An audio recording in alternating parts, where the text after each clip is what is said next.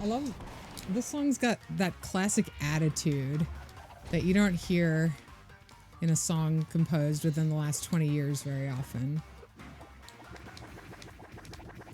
Yeah, like the brass that's like sounds like a fart. Yeah. Yeah, just putting a little stink on it. I love how ignorable the text in this game is. Like it's almost a joke. Yeah, I don't read any of it. It's too small to read, and like I feel like when other games do it, it's not on purpose, but here it's on purpose. Yes. Like it's actually saying like the small text is small because it's not worth reading. Yeah. It's like there for your older sister. It's there for your older sister to read. Yeah, it's something for my older sister to do. You like reading? Yeah, I like boring shit like that. Boring shit. Oh my god. I like reading and I like writing. I counted all the words in my first game. I haven't counted the words in my second one, but I think it was about 110,000 words. Wow. Yeah. I'm not sure I can translate that. I'm not sure I can get it translated. Now I'm like, okay, when people get their game translated into like 50 different languages, that's because the game has like 100 words of text. Whoopsie. Oopsie. I didn't realize this would be more like translating a novel. Yeah, I would imagine like even if you got somebody to do it, they probably use Google Translate for a lot of it themselves, right? No, that's why I would pay them not to do that. Oh my god. Like, yeah, no, I've been kind of lamenting the price of this to some friends, and like one of my friends was like, just get like some student to do it on a forum, like on a language learning forum. And I was like, all right, well, you can imagine like how much that person would finish, right? How much of that project do you think that person would finish? What, like if it was just one person? Yeah. Oh, I don't know. Depends on how big of a fan, I guess, they are. No, a big fan will fail you even more. All the time. Like the more they want to please you, the more they're going to fail you. That's how it works. And the more optimistic and like ambitious they are, the more they're going to fail you. And in 7 years, they're not going to be a fan of you anymore. Yeah. And they're not going to care. Yeah, they'll hate me because I was like, hi, so you've delayed the release of this for like 3 years. Can you please send me the work you've done and I'm going to finish this project? And then like 4 months later, when they've avoided that email, I'm like, hey, can you please send me those files? Otherwise, I'm just going to have to start from scratch. And then they like finally send it to me and then they hate me. Lost a fan over this and gained absolutely nothing else.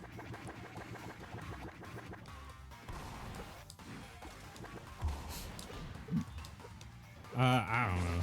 Why don't you just wait? It'll eventually happen if you do nothing. Right. If just people are unhappy that there isn't a version in their language, they'll translate it. Yeah. Yeah, but it's going to take a long time. Well, yeah, you'll have to already have a bunch of fans of the game in who like speak a different language natively. Right. And they're going to have to like be the ones to introduce it to the other people. Yeah, I mean, people are trying. There's this one Japanese player who has been streaming Perfect Tides for like probably like 2 months now, and they are doing it so slowly because they're just like translating everything as they go, and it's taking them so long. They're struggling so much, but they want to.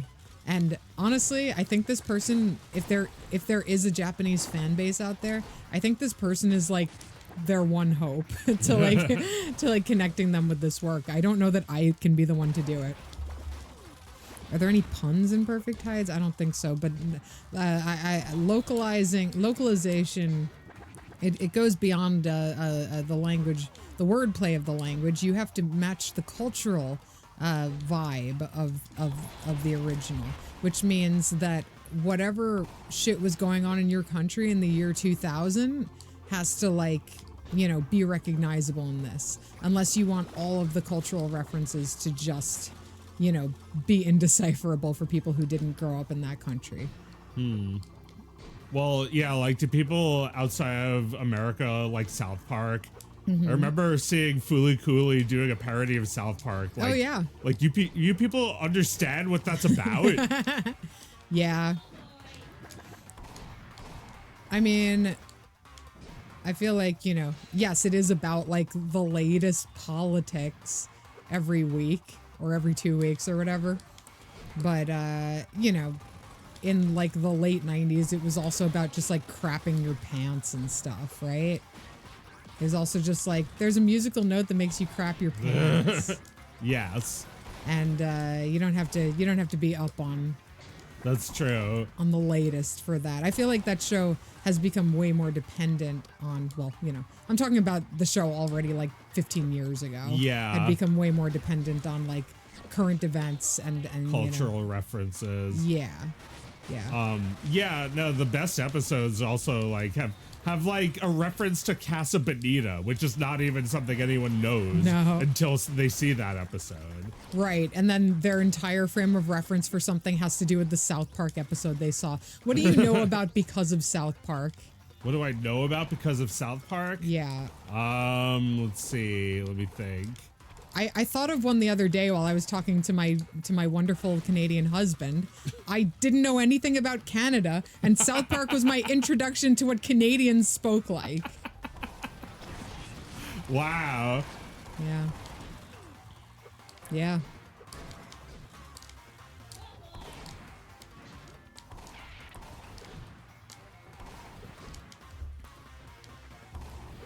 I mean, I guess it does seem like a lot of people in the world are paying more attention to American culture than Americans are paying attention to anything else.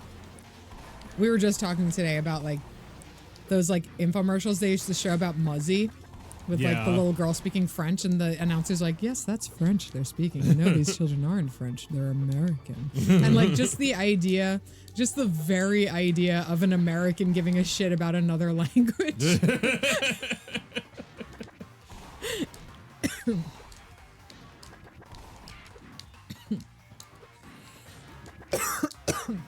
Excuse me.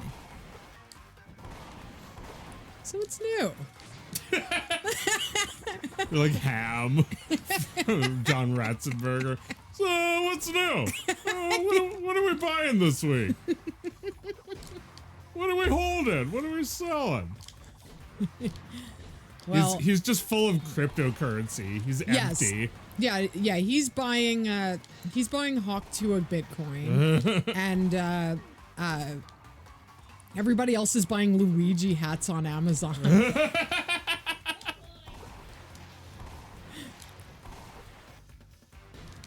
Yeah, we know the resale value on those is not gonna be good. But everyone's having fun. Everyone's having fun thinking about Luigi this week. Yeah, Luigi's Mansion. Mm-hmm. Luigi's Mansion with a ghost gun. Yep. He's looking for those demons to shoot. Oh, they were parasites, bro. I had to do it. Likely they had them coming.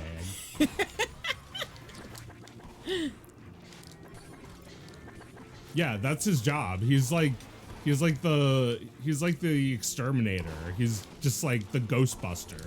Yeah, he showed up in his overalls and did his job. And he got right out of there so you could get on with your day.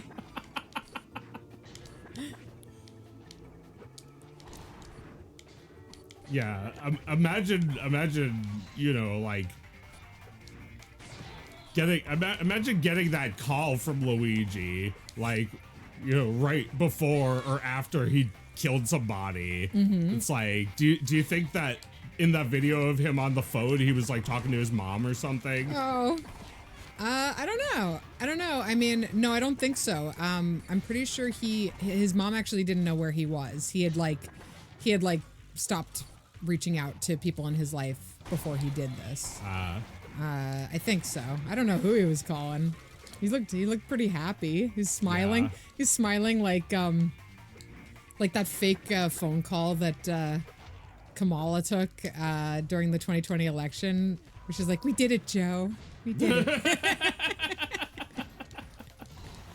I know the thing, man. I know I'm the thing, man. From, the movie. You know the thing. You don't have to test me. I'm telling you, I'm the thing.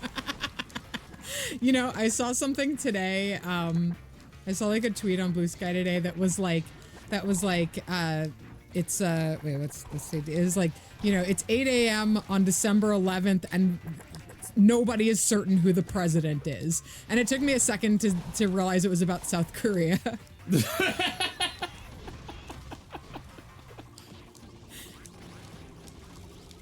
I know who the president is. It's Assad. He's the president, man. He can't be the president of Syria and America. I'm the president of America.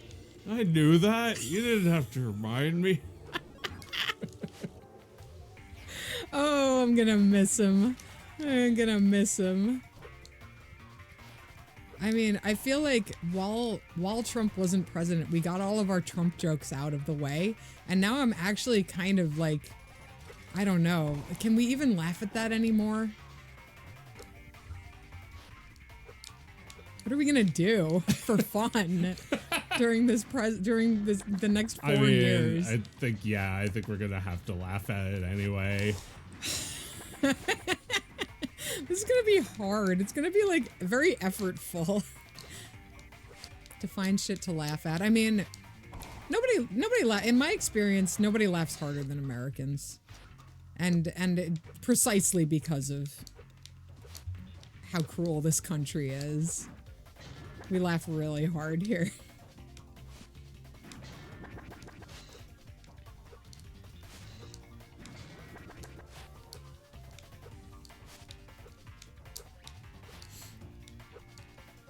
Damn it! Fuck! Hard!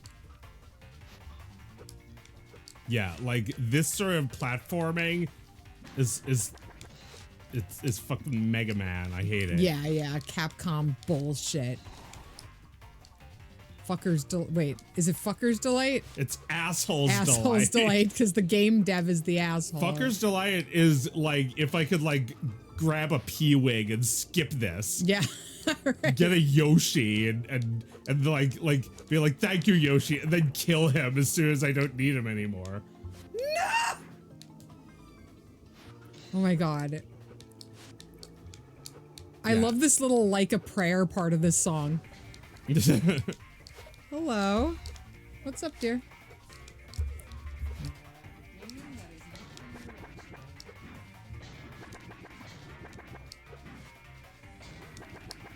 No! Since we're in the middle of this show, you can ask Joe one question and go upstairs to see the answer.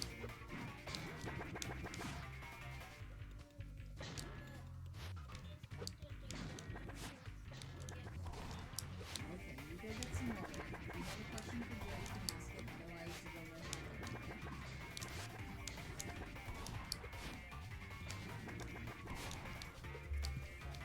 Well, the question for Joe column is off to a rocky start. Oh yeah, well, I said we shouldn't even tell him that we're going to be doing that. No. So no. I wanted it to have a rocky start. Yes, no, he'll think of a question. I know he will, now that he's been presented with the opportunity. Oh my god, if you have to go back down there, I will kill myself. No! No! Oh. Thank God. All right. At least a little. Wait. Oh, that's a wall. Yeah, he keeps falling off a cliff.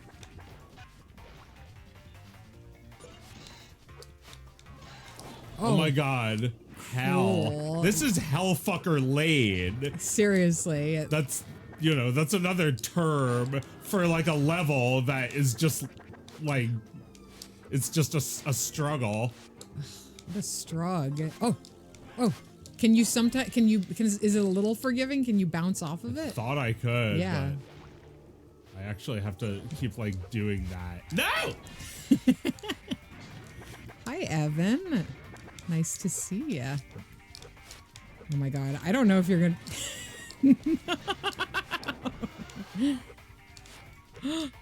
Okay. Yeah, there we go. I feel like I'm never gonna breathe again. Oh, my God.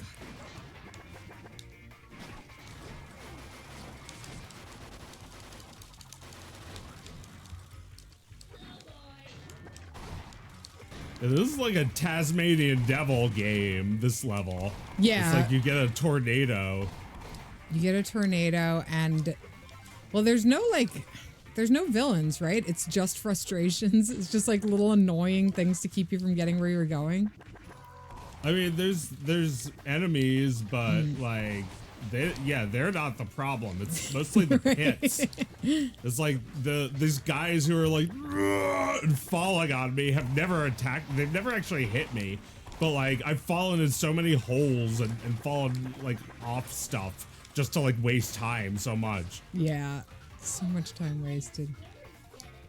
Yeah, no, this game definitely. I mean, you see how many digits are there. I think that's how high it goes. Mm-hmm. All right, sweetie, you got your water? Good night, darling.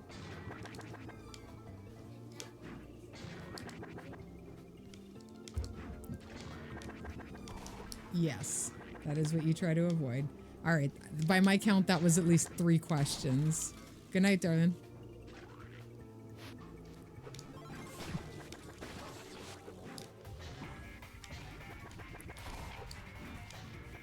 Yeah, this game continues to just be like such a, you know, a fun reminder that people used to make animation in this country. Nobody animates it. Well, I shouldn't say nobody because we're playing a brand new game right now. But as we started talking about last week, it comes at an enormous cost to labor over animation like this. And for that reason, almost nobody does it except an absolute mad genius. Yeah. Who are, you know, people who are cool.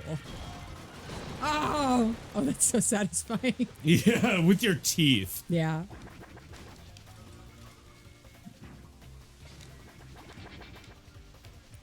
Yeah, I mean, honestly, I gotta say, I'm really turned off these days when I play a game and I see an opportunity for animation and they just didn't go for it. Yeah. At all. Like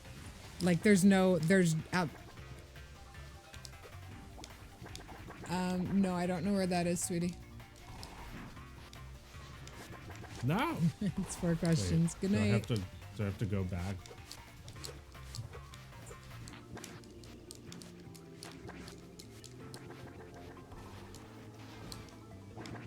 No, it's like leading me back the way I came. Yeah.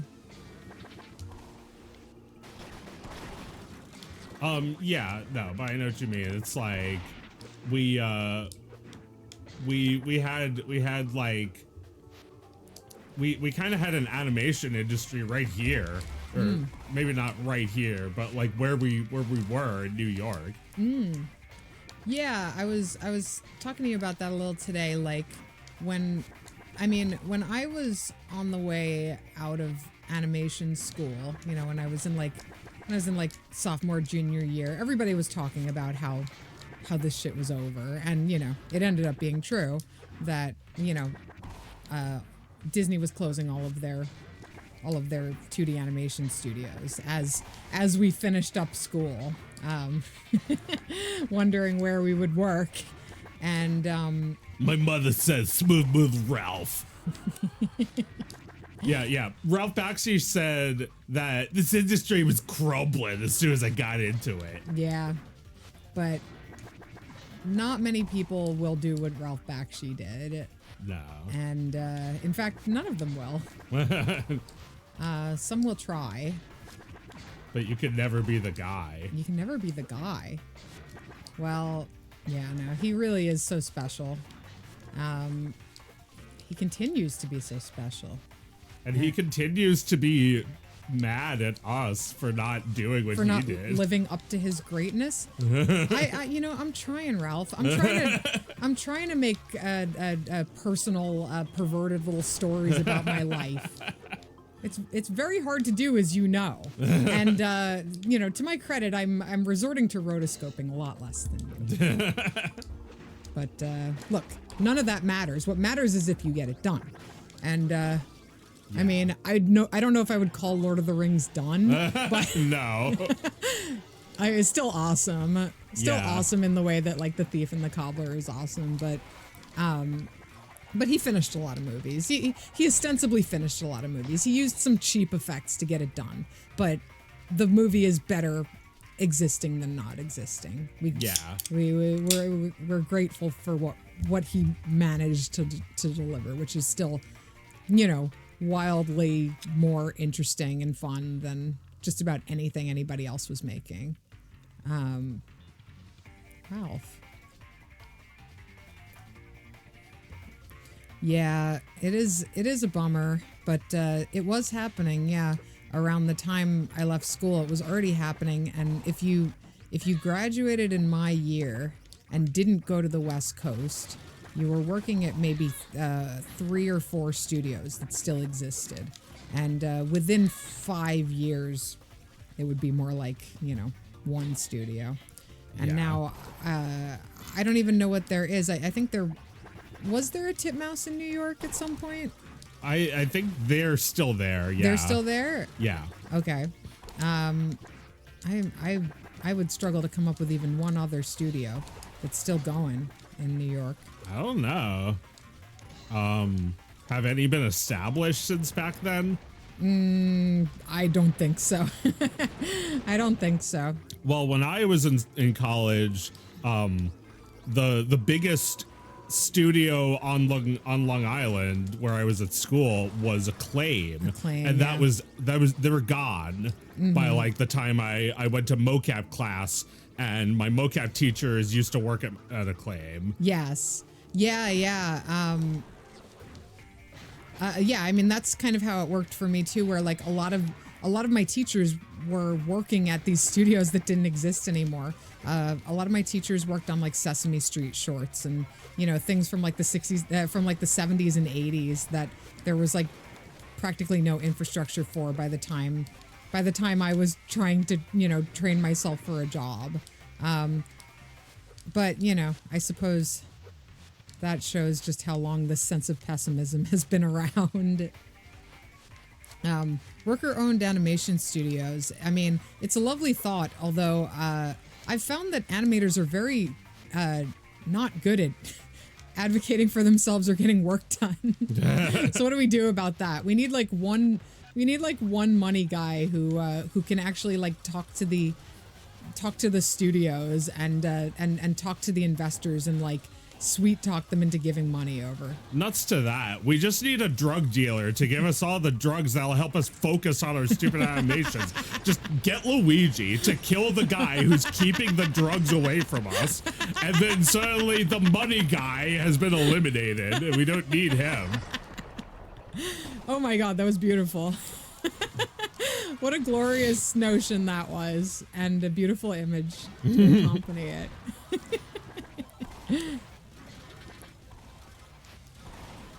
Good lawyers, absolutely, yes. Yes.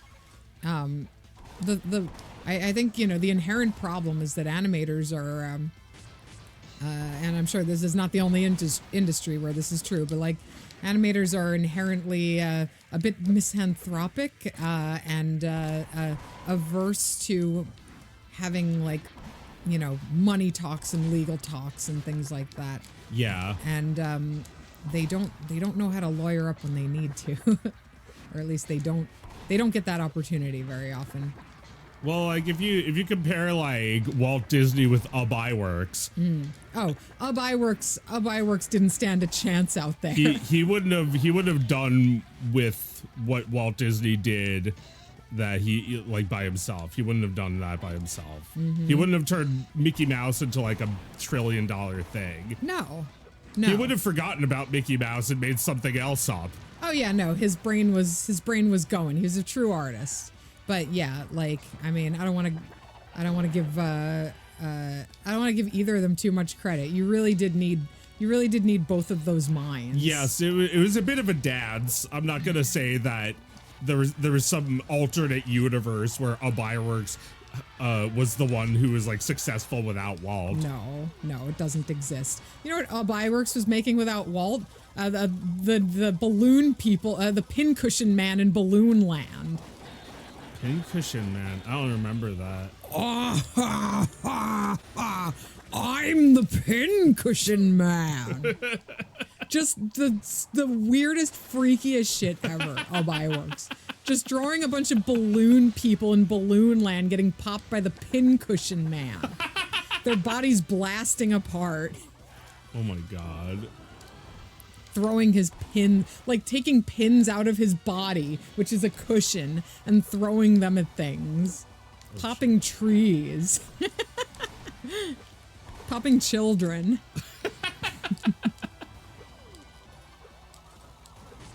Oh my god. No, he did all these weird cartoons. I mean, Iwerks did Skeleton Dance, right? Probably? One of the greatest cartoons ever made, right? Like, just in terms of like what was known to be possible at that point, just like pure invention. Yeah. To make something like that. I think like ultimately my disillusionment with animation can't all be chalked up to the lack of studio funding. I think there is a lack of imagination too. I mean, Yeah. even this, which is lovely, is derivative of a time period from like 30 years ago. Yeah. At this point, Bakshi was certainly inspired by the ancient greats, but he was still inventing. Like, animation had not seen all of its possibilities yet.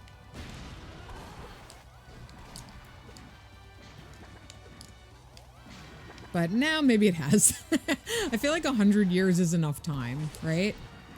I don't know. I feel like the derivative stuff is because like a lot of that stuff feels like it's still unexplored. Yeah. I mean, that could be. No, you're probably right. Like this doesn't look like the year 2000. Like it's a completely different thing. Yeah. But yeah, it's made with perspective from the years after the 2000s. Yeah.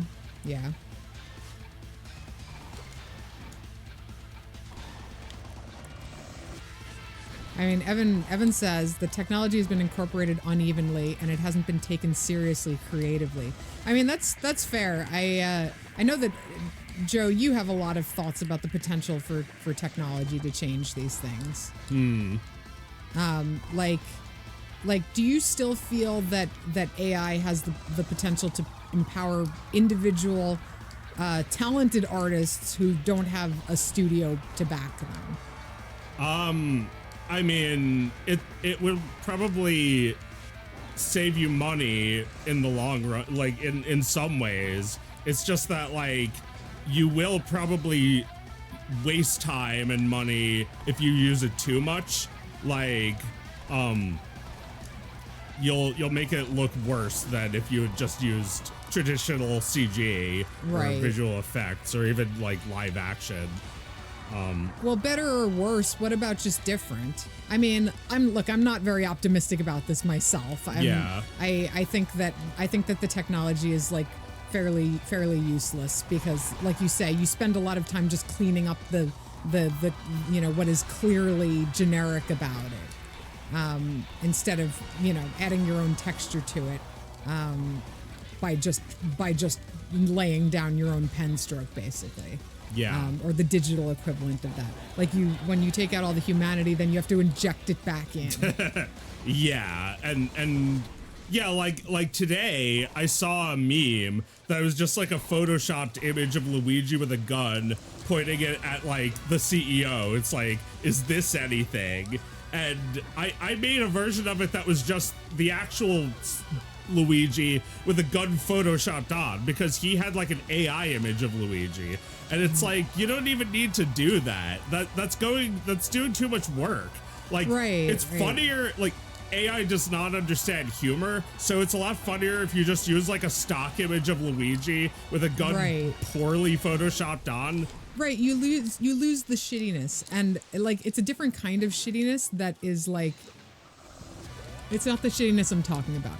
Like I've said for years that I think, you know, a great thing about comics is shitty drawings. And I don't mean a person who sucks at drawing. I mean a person who's really good at drawing doing a shitty drawing.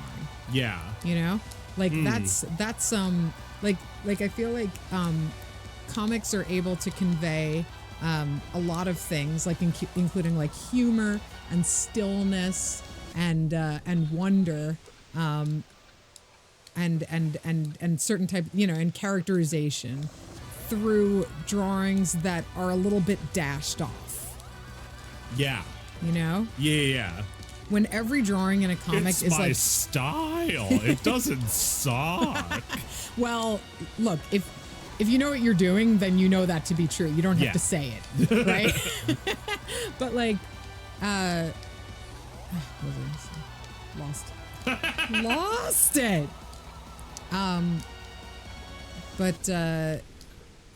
Yeah, there's just something, you know, there's just something about a low effort, like a tweet with no punctuation. Yeah. Something about a low effort image that can convey something cool and cavalier and funny, or just you know, direct. Like there's so many ways that like a shitty drawing I think can work in your favor.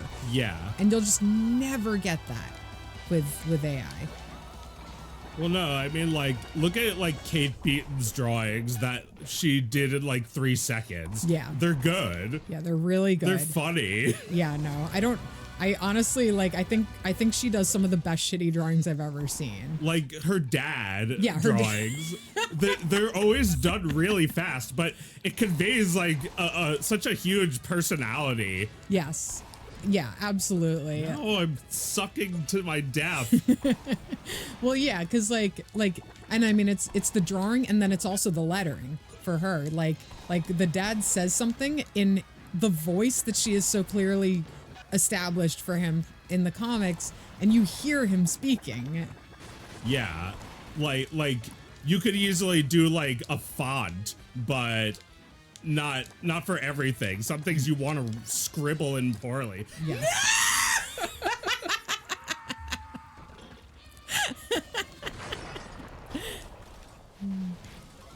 Oh, look at all these friends showing up tonight. Hi, Magnolia. I assume it's Magnolia. It might also be Tom. Hi to one or both of you.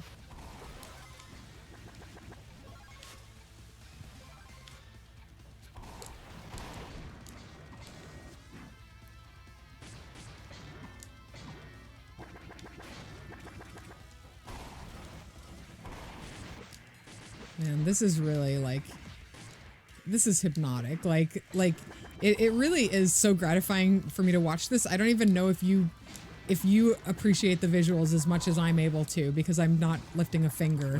You seem like you're working so hard. It is difficult. This game, as I said, is an asshole's delight. Yeah. It's like, it's not just like, here's the game, have fun. It's you know, it's not like, oh, I can get the fucking thing now. Oh, give it to me. It's like the game expects you to be a little bit good at it. Right. And absolutely. Yeah, that's actually nice. kind of what I thought about Pizza Tower. I thought it was like just gonna be good animations and not like actually like a fun game. But like the game asks a little bit of you. It asks you to play the level again. To get good. Yeah, get good. It's like we're hard. It's hard. You can play it again. Yeah, you can play it again. Just keep playing. What? You're not going to die in real life. Just keep trying. Like, we made a whole game. Just die. Yeah. Yeah. I feel like game developers are so scared to make something that the player wants to scream at. But like, there's so much about this game that needs to frustrate you. Oh my god, they added a scream button to this game. Wait, I can't do it right now. I mean, I don't need a button. I'm screaming.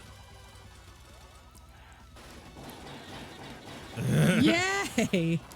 Oh my god, so fun. You went through the ground.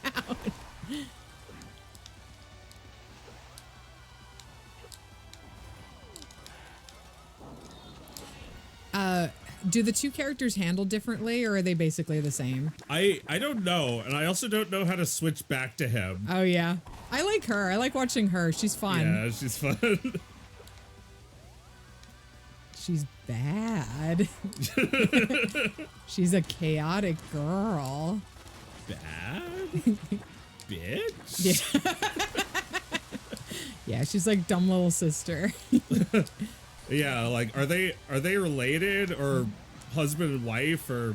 We don't know let's for not sure. Know. No, let's not know. It's not important to know why they're both sleeping on a couch together in a tiny little apartment. They've done, I mean, they're just, you know, boy and girl twins. They've been sleeping in a tiny apartment this whole time. Yes, yes. They've just barely met.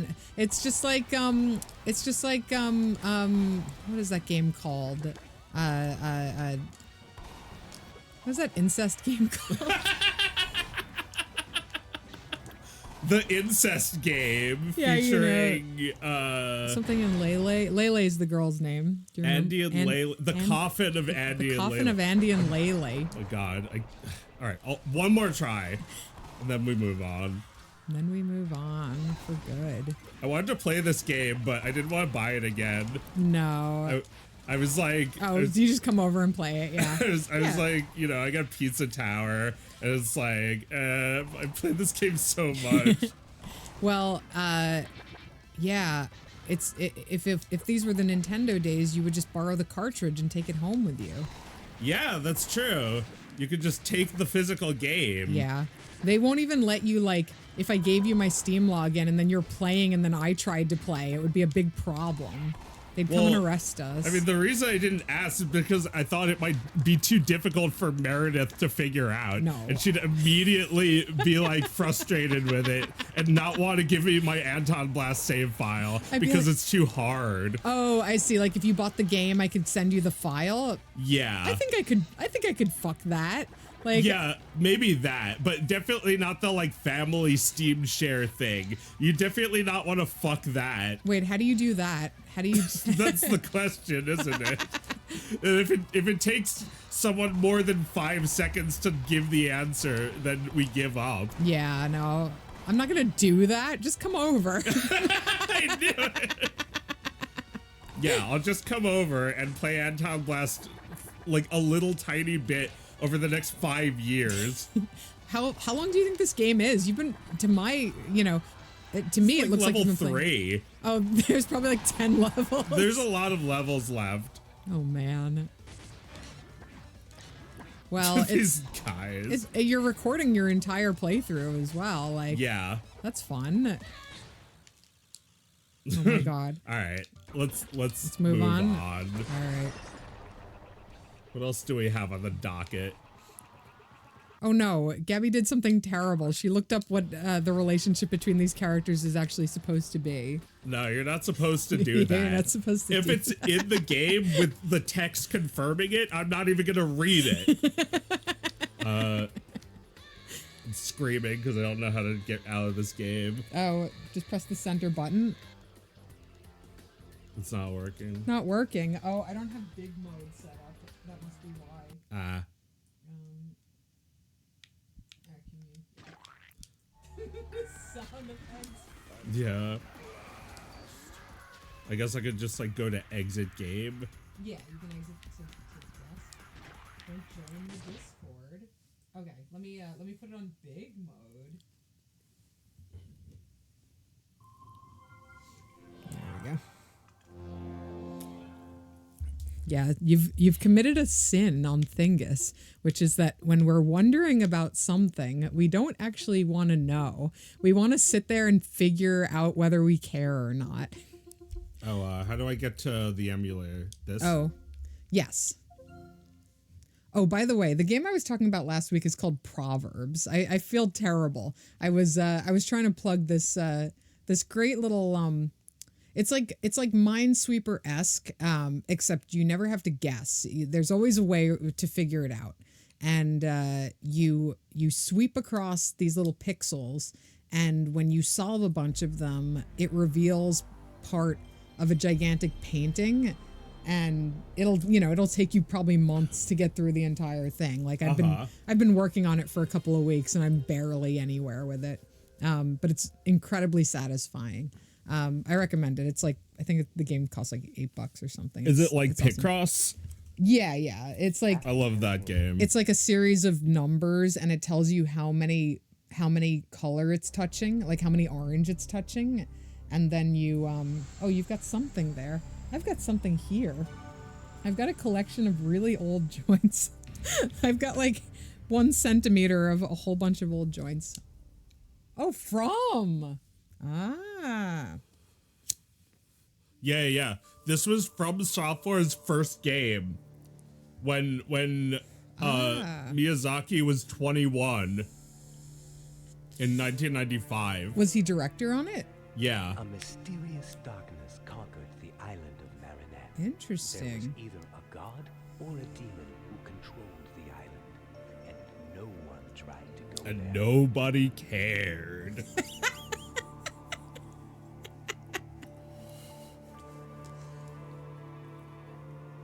A high elf in the forest told of a blue light that came down from the sky. An elf got high and thought he saw something. Something blue in the sky. Maybe the sky.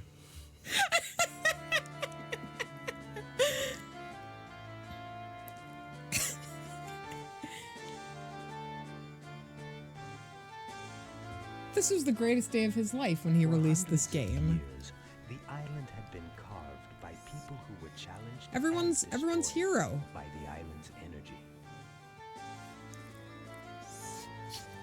Yeah, I have no idea what kind of reception this game got. It looks like a PC game. Legend But this It is does, on, this but is on PlayStation, right? I think it was only for PlayStation. for a sleeping beast in the darkness waits for a great awakening. I mean, this looks like it plays like absolute fucking hell. Well, yeah, I don't expect to play this long. And I also got another game I don't expect to play long, Silver Surfer. That's right. Because we're just there for the music. Well, we're just there for its significance. That's Yes. something that interests you, right? Yeah, cultural significance, of course. I mean, these are games that should be preserved in museums for what they innovated on, you know? But like, I'd never even heard about this game until like we look back on a whole like huge like massive media franchise making trillions of dollars for like the entire 2010s. Yeah. Evan says that Dark Soul retains the obtuseness of this game and gets intentional with it, whereas Kingsfield just straight up sucks. So like, yeah, like Dark Souls is like, it's like hard on purpose and sucks on purpose. So I guess this sucked and wasn't on purpose. Well, I don't know. I guess we'll see how we feel about it. All right. Well, first of all, I can't even figure out the camera. Yeah, it took me a minute to figure this out when I was like testing to see if this worked. It was Wait. just- Well, I'm trying to press R2, but it does that.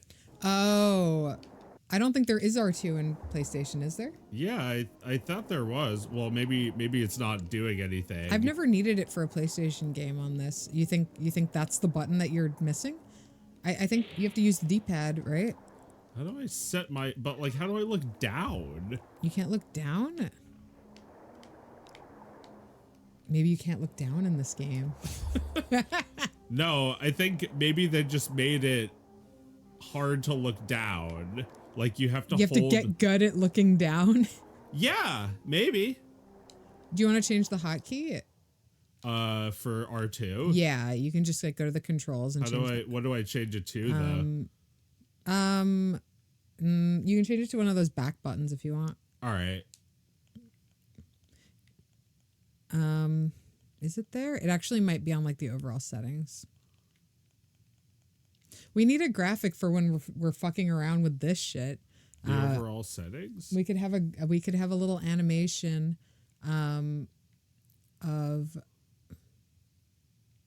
us in little construction overalls working on the game. Yeah.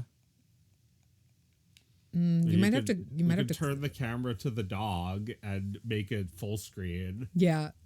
Are you absolutely sure it's that button? Because I think you have to close the content to change this. Yeah, I think the hotkey. Oh, there. Yeah, there you go. Settings. Yeah, input probably. Yeah. There you go. Hotkeys. Menu toggle. I think that's it. All right, Got it's it? like push in the right stick now. Okay. Imagine that was what you needed to do to like look down in this game. That was it. Yeah. That was it. Okay. That was it. Because Yeah. it's like L and R Oh, that's so funny. to look up and down. So I've noticed, and I think, we'll see this more as we play more games tonight. The early PlayStation games have super bad looking UI. What's up with that? You mean like this menu? Yeah. All just like terrible, like low quality. Like it looks shitty for like Super Nintendo. Yeah, well, Right? it doesn't have really a better, it doesn't have like a better resolution than Super Nintendo. It's like the same amount of pixels. The only thing is like Super Nintendo games had 3D chips in them, while the PlayStation had a 3D thing inside of it. It was all part of like how like they were gonna work together and like make a 3D console, Right, the Sony Nintendo PlayStation or whatever. Right. It was basically going to take like everything that was great about the Super Nintendo, but like put it on a powerful console that could like render it from the disc. Yeah, it was like supposed to be the successor, I guess, to the Super Nintendo. That is a cool looking character, I must say. It's like a beautiful beetle or something. Oh man, hard. Ow. Yeah, I'm getting my ass kicked by this thing. This is really interesting. Like this is what Elden Ring and shit is like, right? A little bit. Yeah. This is some people say this is the first Souls game. Ah. That's incredible. This is really amazing to see. I killed part of him.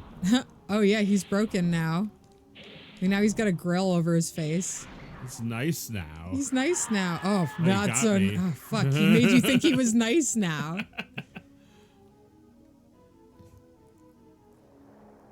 And you got to start back here again. That seems Souls-like too, right? Yeah. See, I've never played the Dark Souls games. I'm really not familiar with them, but like, I feel like I've seen enough to recognize in this some like proto version of all that. In Dark Souls, you could break these things. It's satisfying. Yeah, they had not really unlocked the tasty shape of the whole thing yet, had they? Cute. Got an herb.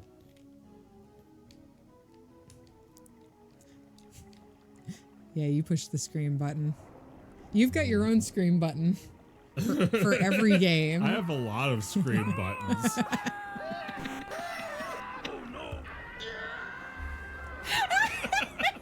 Oh no, I'm getting attacked.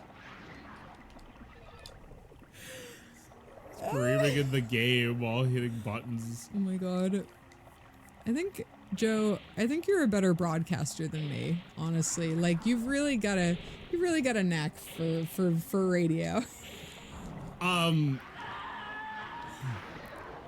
Thank you. Although I feel like I feel like I feel like I'm still holy crap. I can't talk right now. Flattered you. Yeah. Well, you're still learning, but that's what makes you a broadcaster. You're recognizing what you could be improving. Thank you for talking for me. Oh, isn't that nice when you don't have to say good things about yourself because someone else is saying it? No, I actually could not think of it, but you explained it pretty well that I still feel like I have blind spots in my abilities where like I cannot fill up time well sometimes. Mm-hmm. Can't think of something to say. I can't think of anything funny to say. That's what I'm here for. That's what I'm here for, to fill the spaces. Yeah. Joe and I know that we're the secret ingredient to each other's ability to be broadcasters. Yeah, I feel like you're always like, where's Joe? When you're just like having a conversation that's like, you know, kind of just like with the chat. And it's like I was there the whole time because I get like a Discord message whenever Meredith is streaming. Right, if I'm just drawing or working on my game and I'll just be like, oh fuck, I wish Joe was here because, and then like he's answering the thing and the thing that's been asked like immediately. I'm giving the proper response. Mm-hmm. Yeah. No, the slime is too strong. I feel like my value when it comes to knowing what to say on the air is in my ability to conjure new topics from whatever the hell my last thought was. I have a wandering mind and often go off on tangents, and that's not useful when you're trying to be a person who like listens. Yeah. But it can kind of help during, you know. At least I have that button.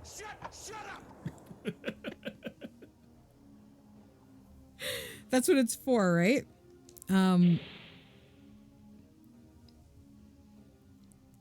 just love asking, so what's going on? That's my go-to. Although,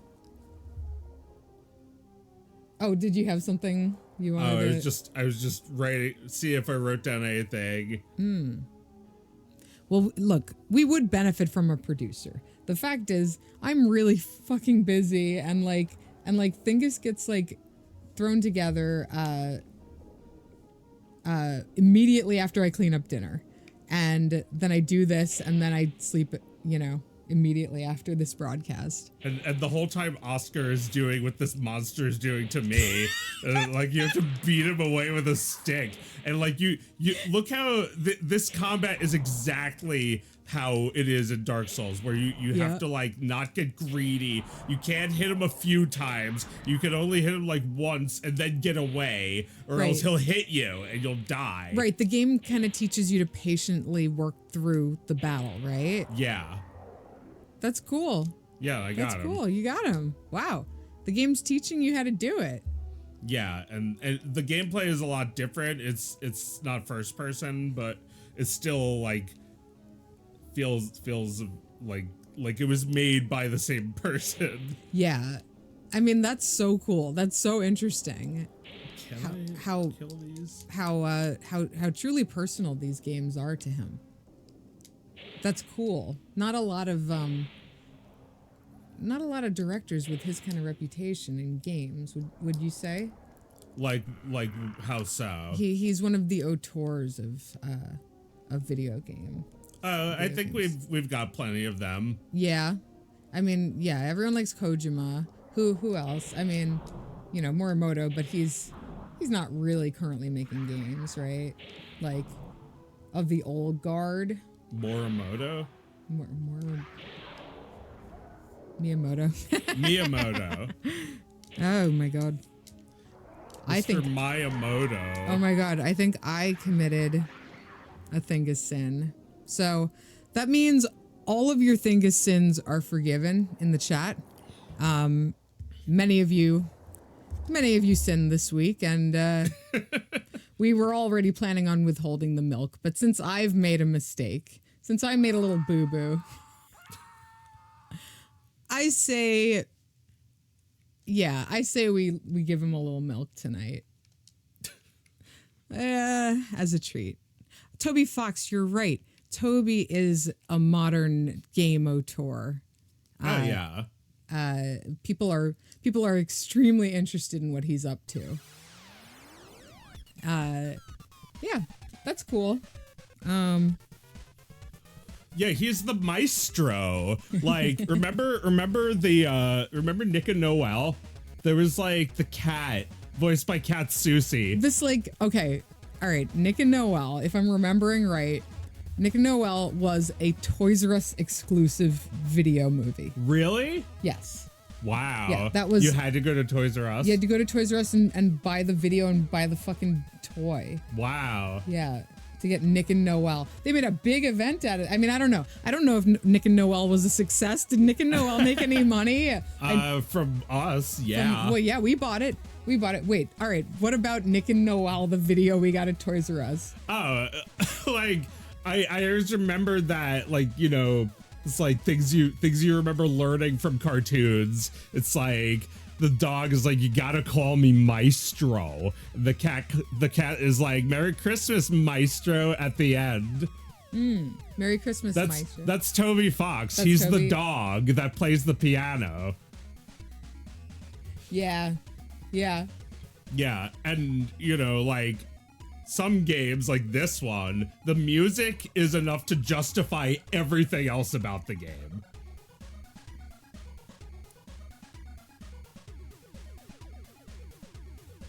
I see. Wow. Yeah, like you don't even have to play this game. You can just sit here in the menu screen.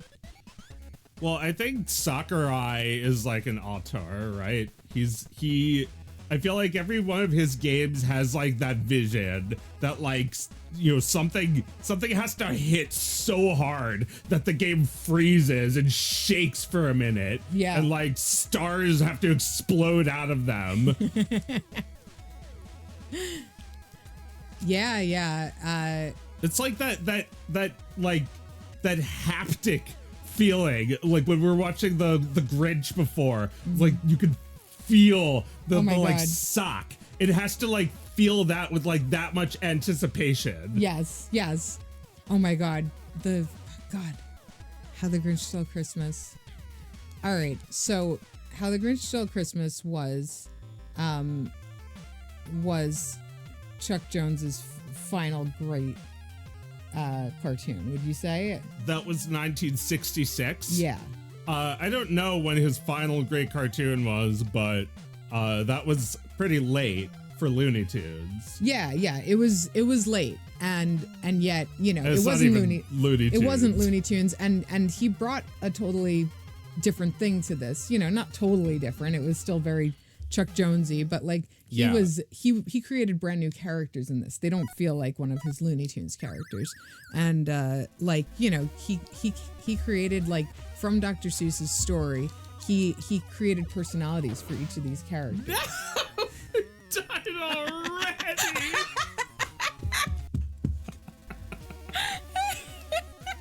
All right, now I know what button to press. Sorry, I'm sorry. I didn't interrupt. When he dies, you see him like with his face in his hands, like. Yeah. Oh my God.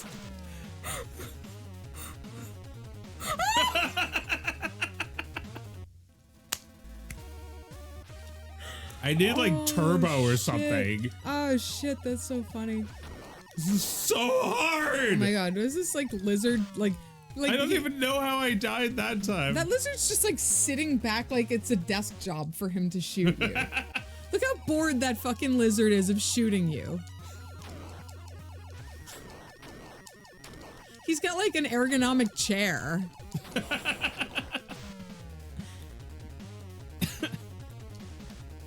Oh my god. You don't even get to hear this song for more than like No. 10 seconds. I like the little ducky floating. Oh, you made the ducky bob and fall. Why was the duck the size of your body? I don't know. He should scream there too in like a low res scream clip. Oh,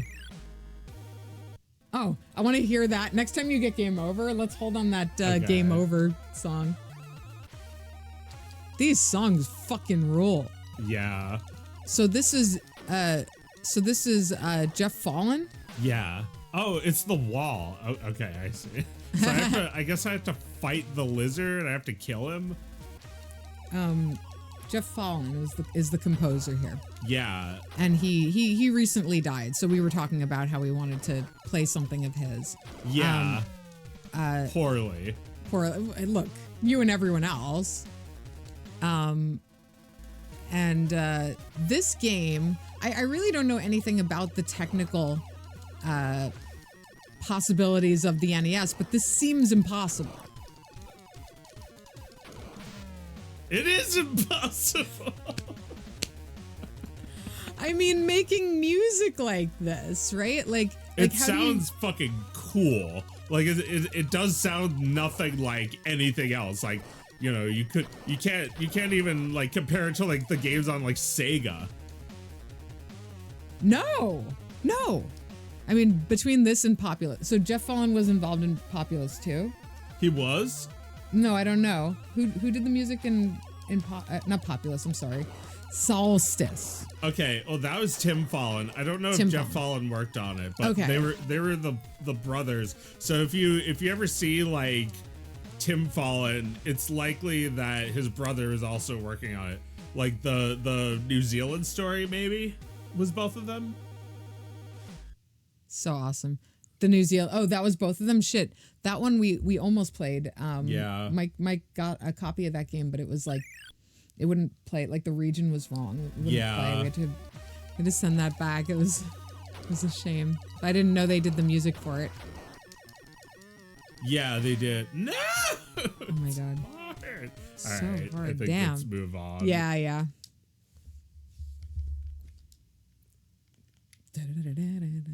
Mario Kart. Yeah.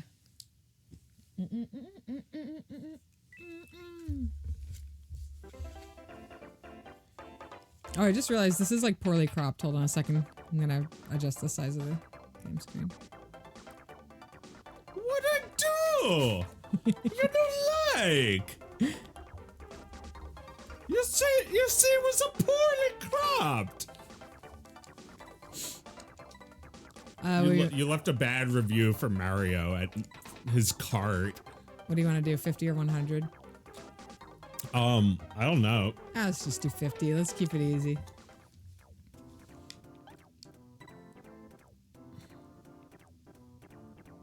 You just watched the Mario movie tonight? That movie's the bane of my fucking existence. Like, I don't have to even tell you how both bad the movie is and how often I am made to watch it. I guess you don't have to tell me how bad it is, but I guess I'd like to know what you find bad about it. Okay. I'm so exhausted even thinking about it. Well, first of all, it's got all those terrible, shitty like jokes in like every single fucking kids movie, just like the same fucking jokes. There's like all right, let me think. I've actually seen this movie not too long ago. I love my son so much and he loves it. I would never besmirch this movie to him.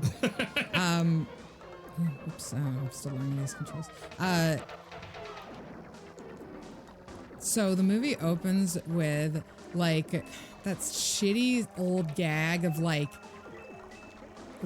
a bunch of like tough looking guys coming out like an army, but they're small. And there is like a shameless needle drop right from the start of the movie. Like awful. I think it's like that song from Kill Bill.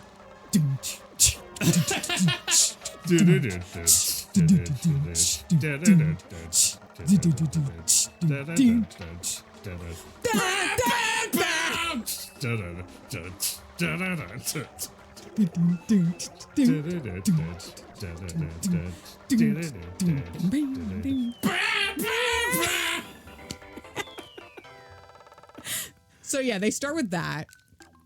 And it's like this like army of adorable little penguins. And like every kids movie has like these adorable evil little things. Like every like 3D movie for kids is the exact same shit. So already I'm like, okay, you've already made the Mario movie like generic by having all this shit in it. Yeah. No personality of its own, no world of its own for you to buy into. And then their approach to Mario is like fish out of water, and he has no natural talents towards the things that we know Mario for. And he doesn't even like mushrooms. Like they make him into a fucking mediocrity right from the start. Just like Chris Pratt, just like piss crap, just an absolute no personality mediocrity. They give us one joke with the Italian accents and then they kind of apologize for it. Like, are you on or off, guys? Come on. You can't talk out of both sides of your mouth like that. What the fuck? I thought you liked it of me. You don't like. You tell me to shut up. Yeah, well, I really wanted to tell this movie to shut up. Then they lose Luigi as quickly as possible. Then they spend so much time trying to like pay tribute to like every Mario thing that's ever fucking existed before, instead of telling a story that would inspire awe about the world that they live in. Yeah. They give the princess an annoying backstory of like getting really good at all the Mario shit so she can teach Mario how to do that. I'm sorry, but if Mario didn't do all that shit, she would have no reason to know him. She's already, 1 foot out the door at all times with him anyway, but like, she wouldn't call up Mario when she needed something if he couldn't fucking jump. This Mario is a no talent. And, okay, and then what else? Fucking what else? It's so fucking boring. Bowser song is so fucking boring. Everybody was singing that shit on the internet for like weeks. Shit, what else happens in that movie? There's like a whole part with like Donkey Kong Land and carts, and they couldn't decide which one they wanted to do. It's like, I'm Donkey Kong and you have to ride carts with me. The Donkey Kong character is unbearable. The Toad character is unbearable. It's me, Donkey Kong. Yeah, you gotta ride carts with me now. That's what it says I in would the prefer script. that. I would prefer that. He's so bad. He's so bad. I'll be in my trailer house. Yes, that kind of shit. That kind of shit. I'll be in my trailer house. And then like Mario and Donkey Kong have this vapid rivalry for like the whole movie that nobody asked for at all. Like literally nobody was interested in seeing that angle. No sign of Luigi for 40 minutes. He gets tortured by Bowser one time. No sign of him for the rest of the movie. Held in a cage over a pit of lava.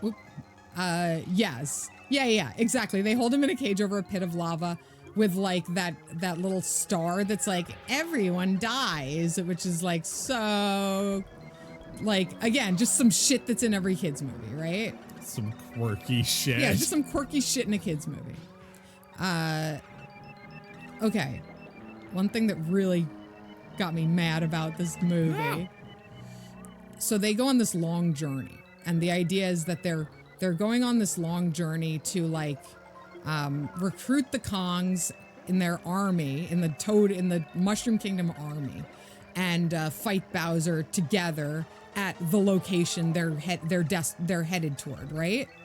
So they're on this journey for like a whole long montage and like multiple scenes, at least 30 minutes journey across the movie, right? And then at the end of the movie, at the end when they get to Bowser in like this big, penultimate fight, everything goes wrong and Bowser like has a victory, and the princess is like, okay, we have to get back to the Mushroom Kingdom, and they just get back to the Mushroom Kingdom in a single screen. Like they ride on vehicles and get home. This journey they just fucking did. Like they spent the whole movie, and then it's like, oh, so like, were the last 30 minutes of the movie a waste then? They saved the bullet bills from Mario Kart. Remember the bullet bill that makes you fast? They Yes. saved those for the trip back. For the trip back, yeah, sure. Whatever fucking reason they have for why they just went back to the original location. Definitely not because your script is terrible. Just say what's in the script, lady. Don't yell at me. I didn't make this. I will never get over how like a bad script can be written by one person and then 4,000 people will make a movie out of that.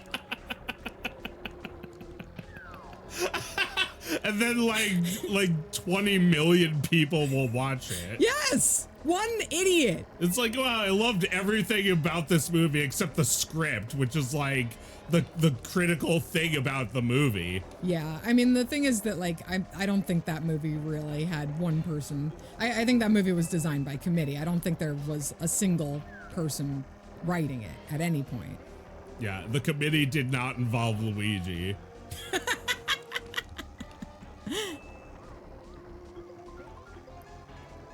I'm sure Miyamoto had a lot of notes that they had to follow. Like, you can't show Luigi as something. Like, he can't take up more screen space than Mario or something. Yeah, absolutely. But it's like Luigi is extremely popular for being like the underdog character. Yeah. So like, you don't have to have him on the screen all the time, but have him doing something. Well, in the comics, he gets captured, and then he dresses up as Princess Peach. He dresses up as Princess Peach, and she dresses up as him.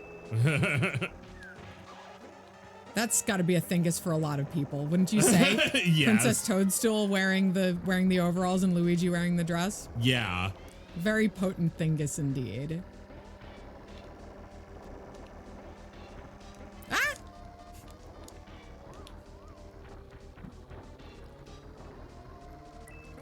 Let me think if there's anything else about the movie that sucked. I mean, that's basically it. Like, it's just a boring written by committee movie about something that to me was so wildly original for such a long time. Yeah.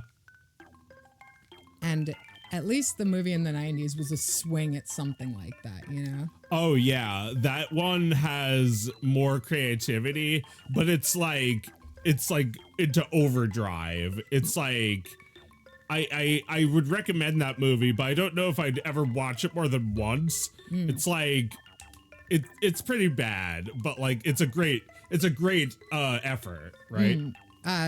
Wait, the Mario movie? Yeah. It's a great effort. Well, I mean, the people who made it were working very hard to please everyone. They really were. And if that I was talking about the one from the 80s, the wacky one. I'm sorry. I totally It's like it's wild. Oh, it's yeah. like it's like really 80s. Yeah. It's beautiful. Oh, like, no, absolutely. I love the way it looks is cool, but yeah.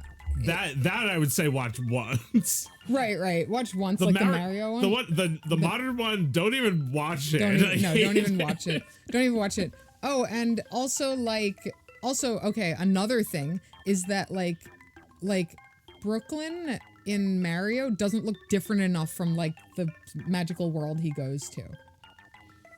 It doesn't look different enough? No, it actually looks like colorful and cool too. Oh, you mean how like every modern like CG animated movie is so clean. Yeah, Like yeah. there's no scuffs. No. There's no life No, in it's- any of the environments. So Yeah. when they go to the magical world, it looks just as clean with Yeah. all the like plastic red pipes as like the bricks in Mario's home. Exactly. Like, you know, it's supposed to be like an arcade era Brooklyn. So like everything should be covered in a layer of film, right? Yeah. Yeah, everything should be covered in pizza grease.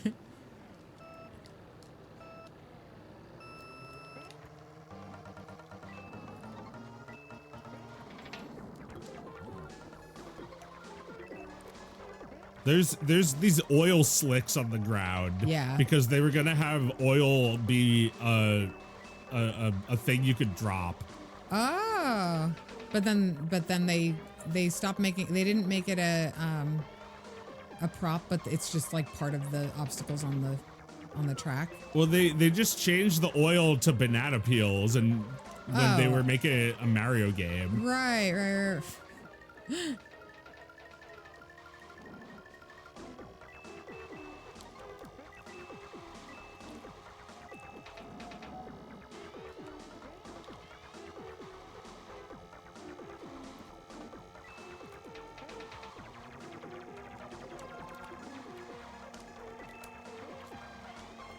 Oh, yeah, I forget the name of the composer of this game, but they also worked on Pilot Wings, and it's like it's sad to see them go because I don't think they did too much more in the game industry after that.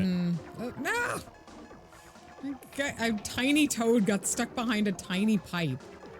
It was a very adorable, annoying thing that happened to me.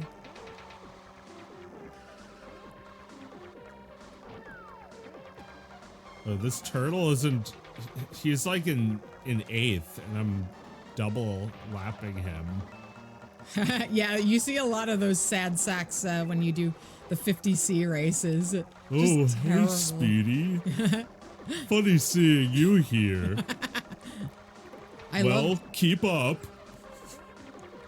I love seeing Oh, no. people jump over you in this level and like jumping over other people. No! Oh my god, I was right fucking behind you. Look at our times. Yours was 59 and mine was 62. Holy shit. No! Nice. He was within my grasp. What's that? I don't know. What am I thinking of?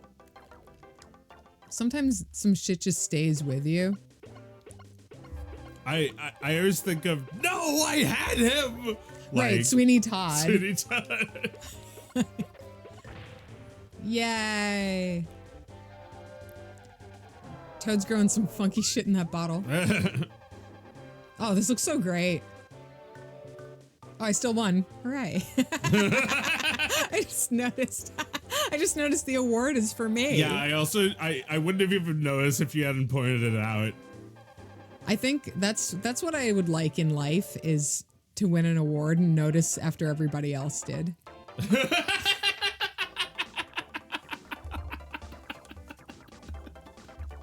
Well, that's what it's going to be like when you get your Lifetime Achievement Award. You're going to be like, ah. Yes. At least I hope I'm like as like able to articulate my thoughts in old age as like Ursula Le Guin, because she had to wait that long, right? She got a what was the award? What's the big science fiction award that did not bestow shit upon her until late in her career? You want to play something else? Anyway, they barely just gave her an award while she was old. And she like went up and to accept it like, oh yeah, you want to try this like hack? Oh yeah, let's see what this was. But she said, no, it wasn't a Hugo, something else. Yeah, she did this big speech where she's like, thank you for this wonderful reward. And like, instead of an award, she was calling it reward. Oh. It's so great. It's so great. She knew she deserved it. She didn't need it, but she knew she deserved it. Yeah. Great stuff. Well, so far this looks exactly like the original game. Well, yeah, it might just be the stages are different. All right, let's see what they did. I guess I've played the original Yoshi's Island enough times.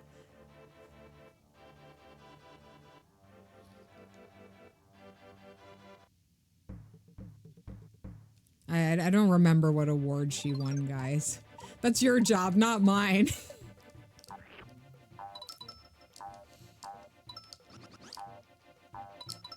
I hate that this first tutorial level has no red coins.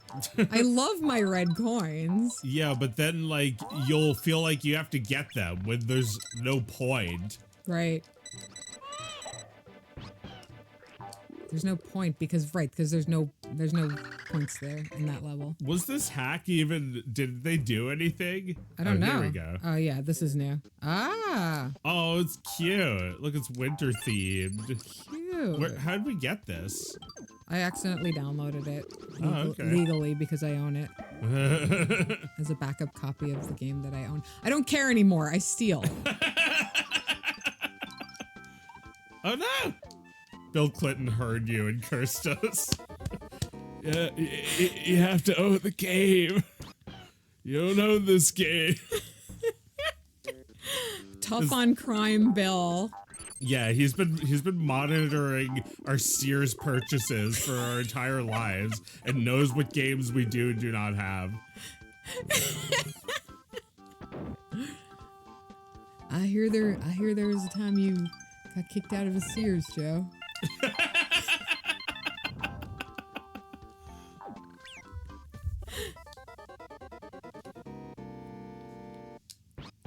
And yeah, his last act on Earth is pardoning me for that. I believe he will. Yay! Oh, this is so cute. I think this is hard. Yeah, this is hard. Why don't they make it start easy? This is an entire game? Well, a lot of hacks are intentionally difficult. Right. But there's other hacks that are normal. Yeah. If you play levels on normal difficulty on Super Mario Maker, it's like a lot of really well-designed games. Right. Yeah, Elegant. like you have to do that perfectly. Yeah, that's really tricky.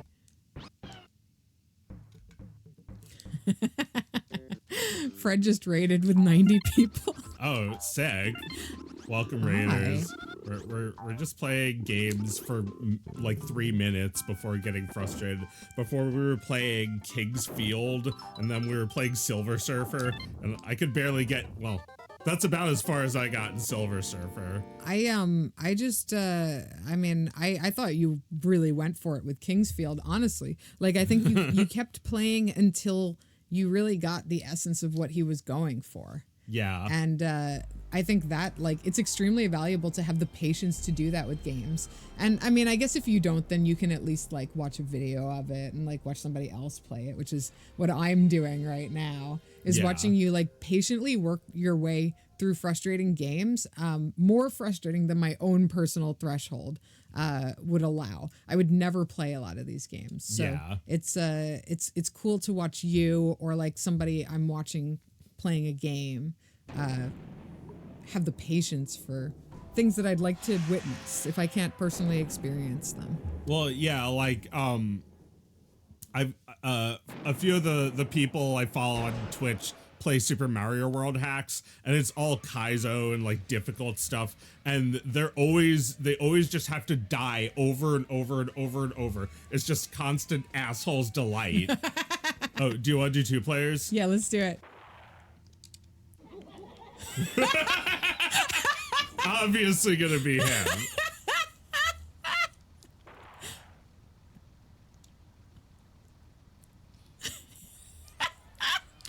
All right. How do you shoot?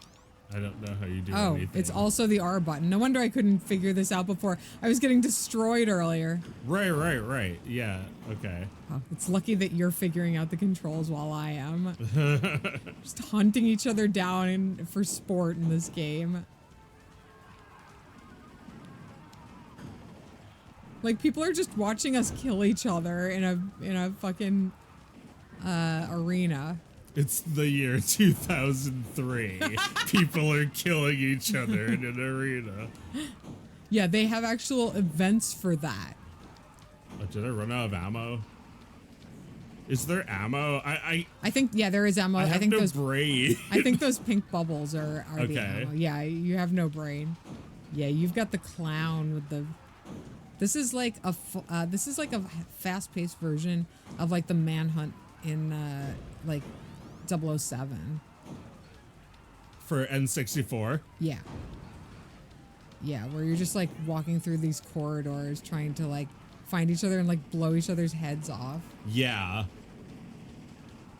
Yeah, you can't really just like shoot blindly. You have to keep moving around looking for power-ups. But like that seems about right. It encourages you to like be off your guard for a few moments, right?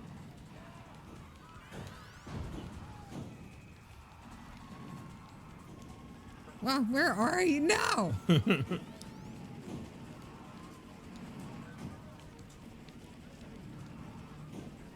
No!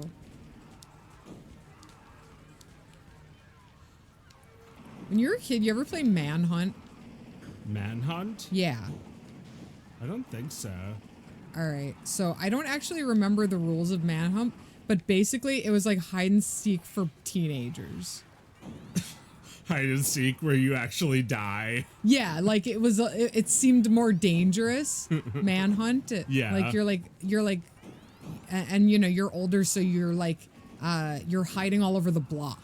You're not hiding in like one backyard. Oh, I see. So it's like it was like, you know, a little more like gamifying your neighborhood. Manhunt. Check it out. Check out this game. Yeah, there's a game that everyone's playing. Yeah, it's for like when you're in middle school. You play Manhunt? Oh my god, they're playing Manhunt. You know, like a little dangerous, right? A little flirty, you know? It's like, you can't play with us. Stop hunting me. You can't, no, I don't want to play Manhunt. They're trying to make me play Manhunt. They're trying to manhunt me. My child is being manhunted at school.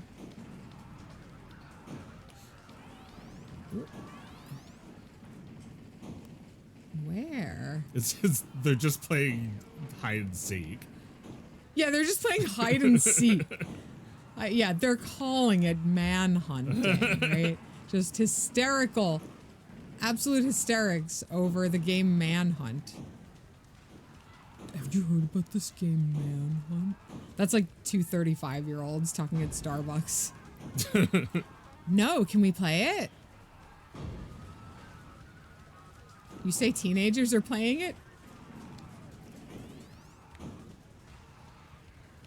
Or that 26-year-old guy was playing it. I'm playing Manhunt? Wait, oh, yeah, you're, yes, okay. Took me a minute. Yeah, he was hunting a man. He got one. He got a big stinker. Oh, yeah. Got a big stinky one. Big old stinky fish. If I'm not gonna catch a fish, I might as well not catch a big fish. Yeah. Yeah, you know, that's a good attitude. It's an attitude that I live by. Yeah. Yeah. Well, you and Luigi, I suppose. Me and Bender. Bender is much worse. He's killed way more people. Way more people than Luigi. yeah, Luigi's only killed one guy. First Bender he shot killed a guy, then they caught the guy. What guy do you mean? There never was a guy. A guy that I never heard of. Until he was dead. Yeah. Pretty brutal to not be known by anybody until you were dead, and then everyone's like, fuck that guy. Yeah. Nobody wanted to help find Luigi. No. Nobody, except I guess, you know, anyone who believed that they could get $50,000 out of it. Right. Selling out Luigi for $50,000. Yay.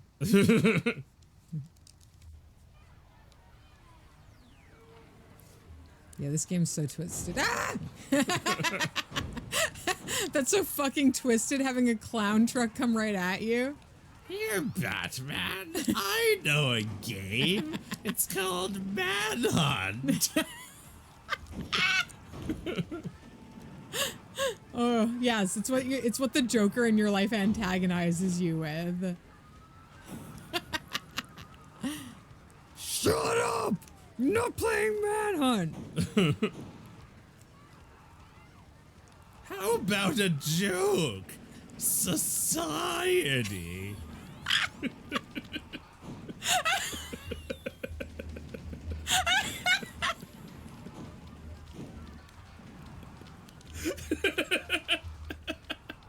That was basically his manifesto. It was pretty short. Yeah. It just said society. Society. Oh my god.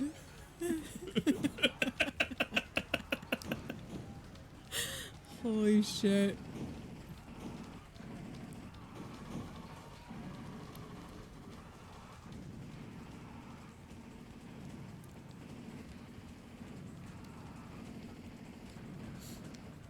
What the fuck?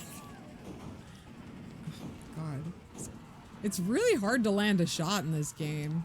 You were right behind me, like fucking Doom. Have you ever played Doom WADs? I don't think so. It seems to me, from the outside, like this is the most pure place in all of the world of games. Oh yeah. Yeah, the Doom WAD community. Like, just what they like the creative output from them every year. The pure places. The what? The pure places. Yeah, the pure places. Places like that have existed online for like 25 years, right? Like I think at least 20 years of the Doomwad site where they host the awards. And like the number of people in that community has grown. It's like more popular than ever. And you know, it's games that like are not at all made with commercial interests in mind. Yeah. It is just to create a great game within a community. So Doomwads have been going for this whole time. This whole time, yeah. And have they like gotten more popular lately? Yeah, I think so, because there have been like a few that have gotten like more widespread attention beyond like the Doom forums. Like myhouse.wad was like a breakout hit. You know, for a Doom WAD. Yeah. All I remember is our older brother playing Doom with Beavis and Butthead sound effects. Or I think there was like a Three Stooges sound effect. Yes, I remember a Three Stooges one, and there were like Three Stooges heads on some of the nice. the guys. Wait, is that true? I don't know. Can you modify the images? Beavis and Butthead one might have even had Beavis and Butthead in it. Yeah, might have. But no, you're right. That must have come from the Doomwad community, right? I guess. Did we have dial-up back in that day? I mean, probably, yeah. There are WADs that This is the first thing he did. Oh, that's cool. The first thing Artie did. download Three Stooges and Beavis and Butthead wads of Doom. That's so funny.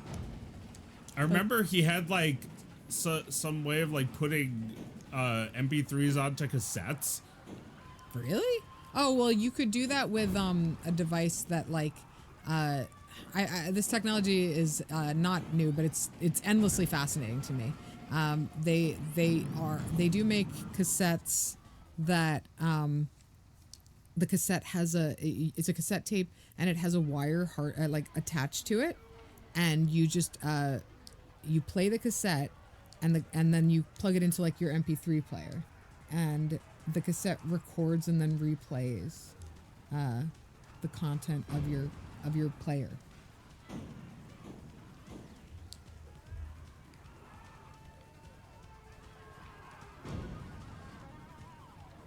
Well, I think it's cool.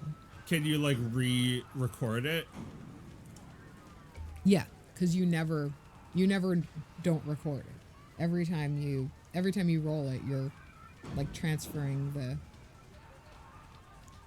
the data from the MP3 player onto the cassette. Yeah. I think I'm explaining it correctly. You want to do some other game? Yeah, sure. Sorry, I totally just stopped playing. Just some great. Guys. Right. So Error Guys is from this quaint time where like the appearance of a Final Fantasy character in another Squaresoft title was surprising and notable. It was a Final Fantasy game, or it was a fighting game by Square. That like the big selling point was that you could play as Cloud. All right, let's watch the intro cutscene.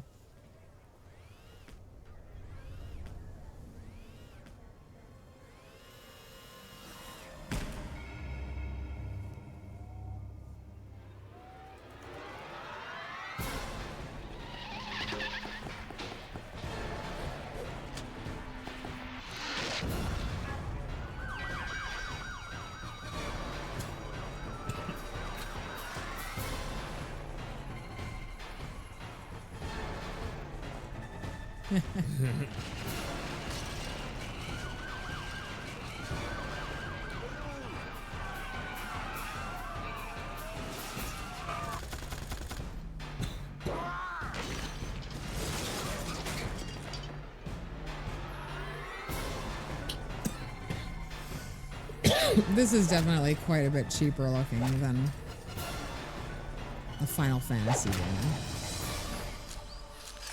Are these all the people who didn't make it into Final Fantasy?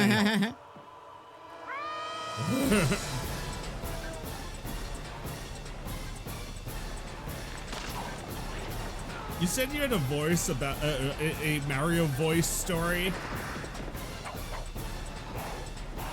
Oh, well, you've been doing like this Mario voice lately. Yeah. Like not just Mario voice, but like a guy who is like being kind of aggressive with like trying to please you. Yeah.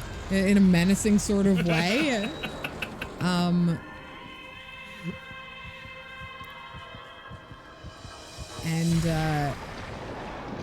it reminded me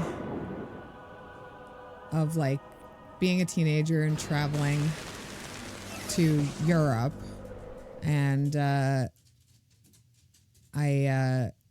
went to Amsterdam, yeah. And I was supposed to stay with a friend, and like my friend ended up like not really like having much time for me, so I was like kind of left on my own a bit. And like for instance, there was one night where we went out to like a club for like the entire fucking night. Like we stayed out all night, and you know, until the sun went up. And then I had my like luggage with me. I had just like come in and gone straight to this club, and I left my luggage there. So like I had my luggage to take back to my hotel room. And my friend was like, all right, well, I got to get home. So like, are you okay? And she like left me in the city I'd never been to before at like 5 in the morning, basically at dawn. So I'm like hauling this luggage around town, lost, don't know where the fuck anything is. I don't have a phone. I don't have anything to tell me where anything is. I'm totally lost. And this guy starts like talking to me as I walk past, and I just like don't acknowledge him, and I keep walking, and like he starts to follow me, and he's like trying to like he's like yelling questions at me, like he'll be like, "Where are you from? What's wrong?" He's like basically doing the Mario that you've been doing lately. What's wrong? And he's just like following me through parts of town that like nobody's there yet. It's really early. So like I'm like legitimately very scared. There's no one else around. And eventually I like turned around and I like yelled like, "Stop following me, go away." And he goes, "Why?"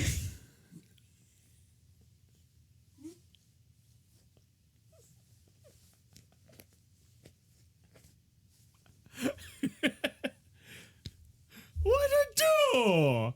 What'd I say? What the fuck? Oh my God. You're not looking at me.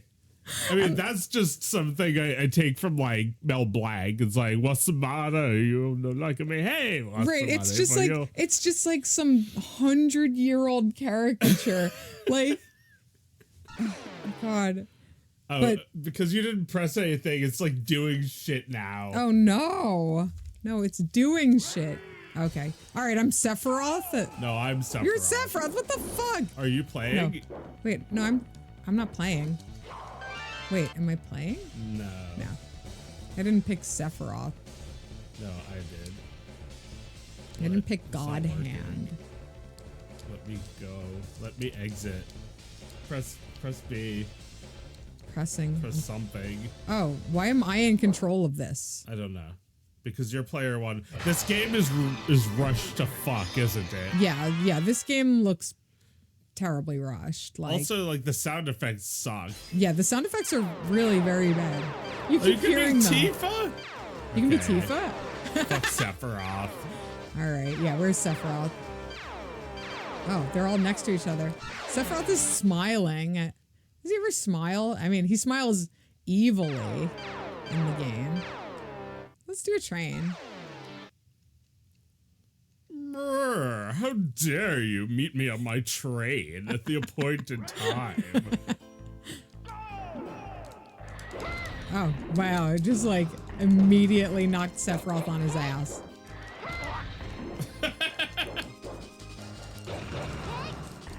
I don't even know how to unsheath my sword. Oh my god, Oh my your God. son was kicking your ass before. Oh yeah, no, my son was kicking my ass at this game. Absolutely.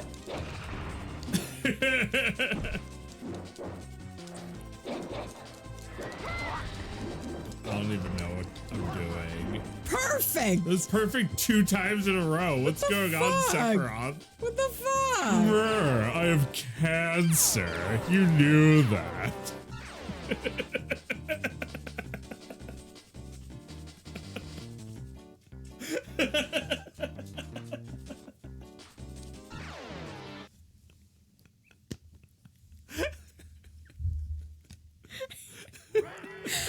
You wouldn't hit a guy with cancer, would you?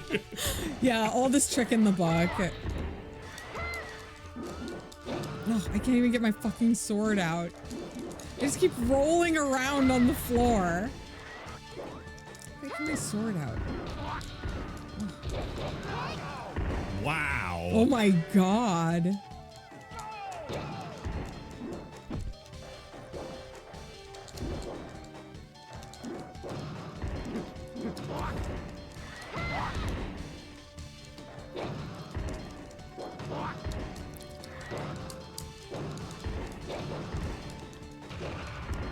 Oh my god. You had a demo disc with this on it? This sounds like something you'd have a demo disc of. Oh yeah, I was asking if there was any way we could play one of those demo discs. Because they're nostalgic. Yeah, absolutely. Yeah, I'm sure we could play some demo discs. We could play like exclusively games that came bundled in those demos. Yeah. Why was I Sephiroth? It's the guy I am. After this, we're gonna switch controllers, and then I'll be player. If you're player 2, then I'll be player 2 now, because that's the way that you win. That's the way that you're winning, is because you're player 2 and I'm not. And if I was player 2, I would be the one winning. That's why I wanted to switch controllers with you. But your name is on the right. I think you are player 2. Oh, okay. Well, then I want to be player 1. I want to be the one that's winning. You could be Tifa. I had a bestie who would do that to me, like she'd come over to play video games and I'd smoke her in something and she'd be like, all right, give me that controller, switch. And I'm like, girl, if that was it.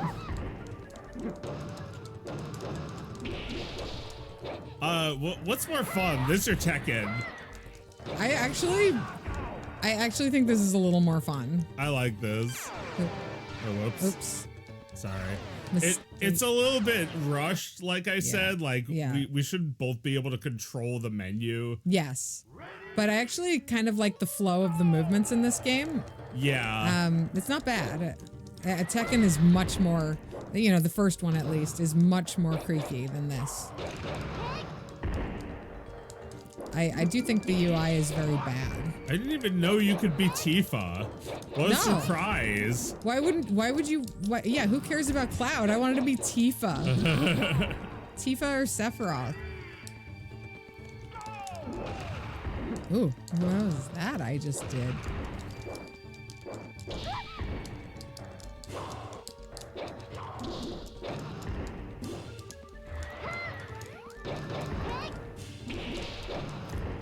But yeah, like the fucking murderer guy and the CEO guy have been on my mind all week because it took all week for them to find him. Yeah, it took all week for him to be eating McDonald's and he got snitched on.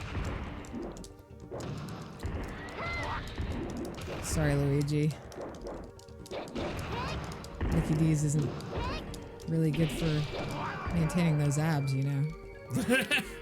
No, it's true.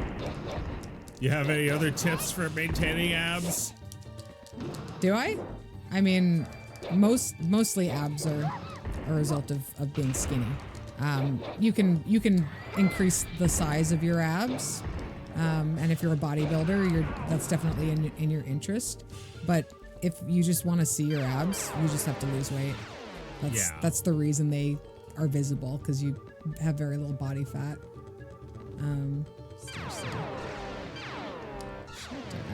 Oh, they don't give you any example of what the background is going to look like. Tekken doesn't give you an example of what your character is going to look like. No. Well, you did say it was like 1994, right? Very early in the PlayStation's life. This looks more like Final Fantasy VII. Yeah. Yeah, maybe this is the Final Fantasy world. They should have Midgar. You should be fighting in like an alleyway and like in the Midgar slums. You should be fighting at that playground that Aerith goes to. Yeah. Yeah, I mean, it would actually be kind of cool if there were some obstacles in the boards, because there's this big square.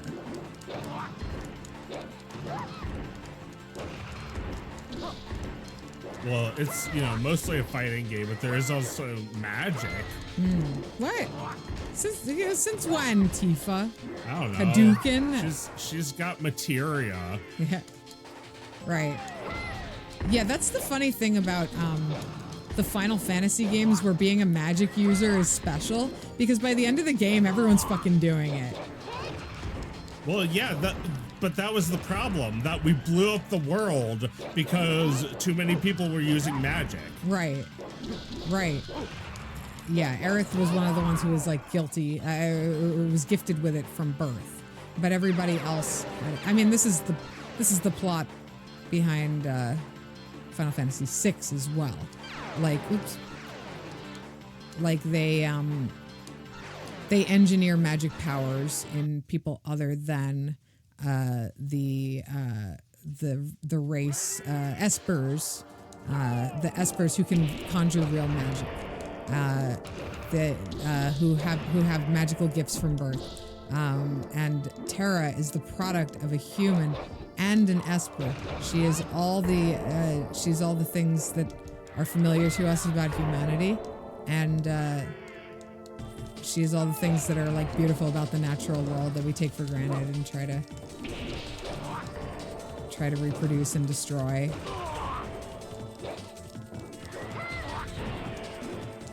And when she's given a choice between saving the world and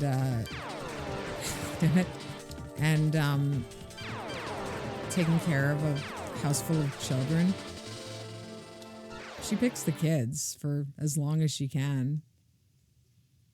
She's like, I think this is actually more important. Oops. All right, like, is that what happens when you find her? She's taking care of kids? Yeah. And you have to pull her away from them? Yep. Oh. And she really doesn't want to go. You have to convince her. We gotta form the Avengers and get the band back together from the 80s. That's right. Like, everyone in Final Fantasy VI, like, moves on. And then you see, like, the aftermath of that, like, incredible team they had when the Returners were still a thing, you know?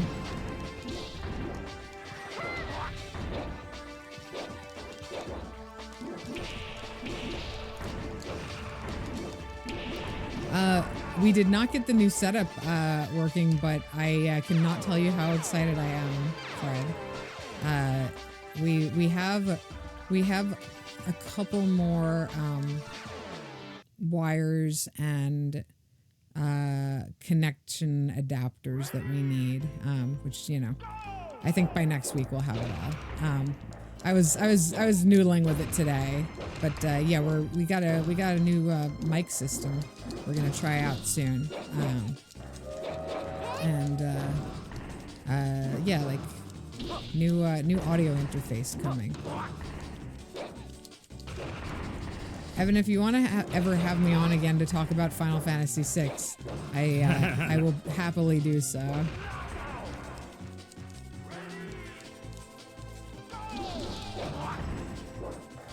Yeah, talk about how you bought it and how it was the last time you were at the Incredible Universe. And yes. That was the trade-off. Yes, it was so special because, like, you know, nobody told me that game was good.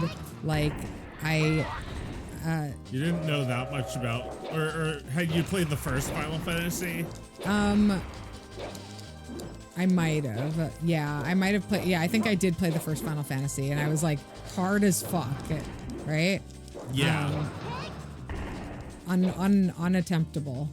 But then this was the first Final Fantasy that I like really earnestly played, and yeah, I found it at the Incredible Universe, which is like this retail experience of an electronics store that Joe and I will never get over. As long as we live. They were about to close. They were about to go out of business, and we went there one last time, and they were clearing out everything, and we were like almost leaving, and I was like, oh, but I didn't get anything, and you know, our parents like were impatiently like, well, go find something. Like, we're all like getting clearance items and shit. Go find something. And I ran back as fast as I could because they were already like at the checkout counter. And I grabbed Final Fantasy VI, which was like deep discount. I think it was like $20 or less. It had been out for like 2 years. And I got that. And you know, just immediately became the most important game in my library. A game that could not be matched in importance for me.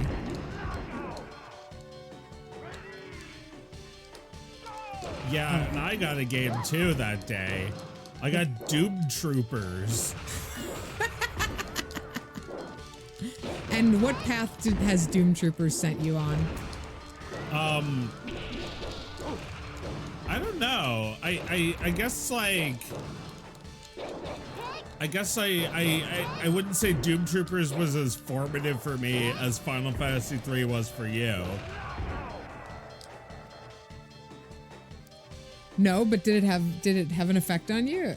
It has value to me. Yeah, because it's the game you took home from the Incredible Universe. Yeah, I mean, like I think you've got it, right? Do I? I don't know. Wait, is it on Super Nintendo? Yeah. Oh, I don't know if I have it.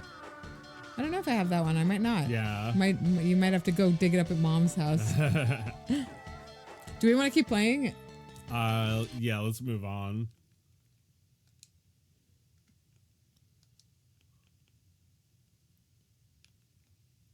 Hot Wii. Hot Wii. All right, should we do Tekken now? Yeah, yeah. Someday we'll get the Hot Wheels for Commodore 64 build to work.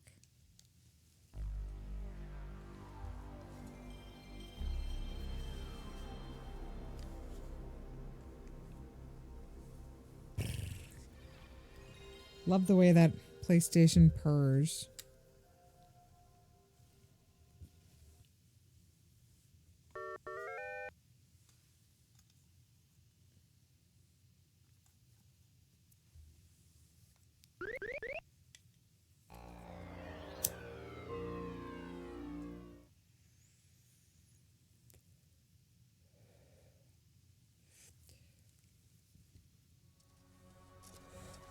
Cool. Oh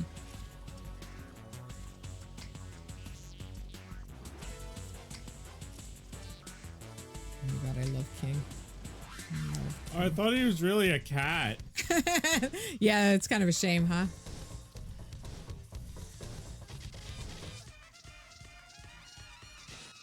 Oh my god.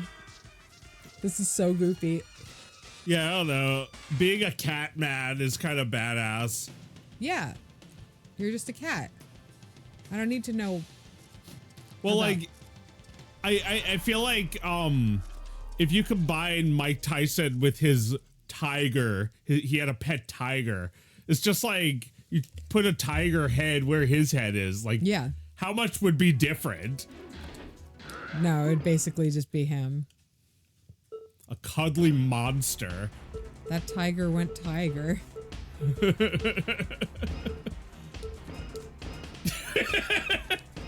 He's cute. Round one. Fight. Oh, we're both king. Meow. Yo.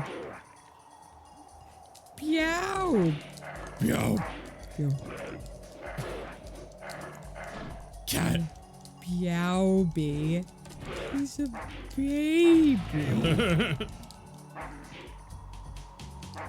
There's a replay. I know. I know. This game's not quite there, but they've got some stuff that people like, right? Is it 3D? Like, can I walk in 3D? No, it's 2D. It's like, yeah, you're just like in a straight line. Flat plane. Tekken 3, you say, is the best? Well, I suppose we should follow this up. Probably not tonight, but like in future streams, we should try and play the other Tekken games. Ah, nice little roll there you did. That is worth replaying. What a move. Yeah, that was close. He's cute. He looks like a guy. He looks like a cat. He's fuzzy. More king. Yeah, I wanted him to really be a cat for some reason. Yeah, no, I really want him to be a cat too. He growls. Yeah, he growls. He's a cat. I see. I like that. Like when he's wearing pants, he has no tail. But when he's wearing like his little singlet, he's got pants. Hey, he's got a tail wagging. You're like stuffed shirt rat race king. Wow, talking trash, I see. Yeah. Yeah, you forgot where you came from. Well, I'm gonna send you right back. Oh.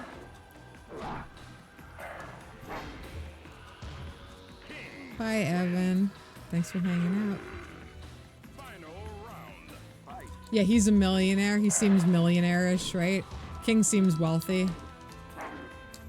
He's got all these nice outfits. How dare you? My guy is like, you're not allowed to win. Just popped you right at the last second.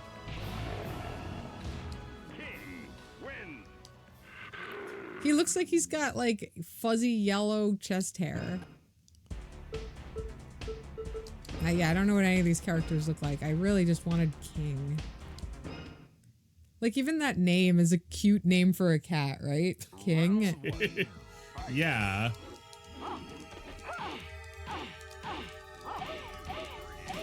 Oh, these people like scream out in ecstasy when they get hit. They love the pain. Ah. Ah. Oh. Oh.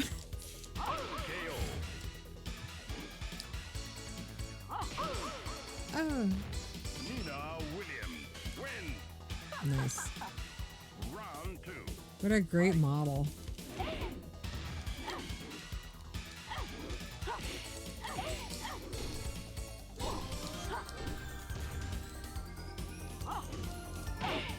Game designers got to be pretty horny with this game, I must say.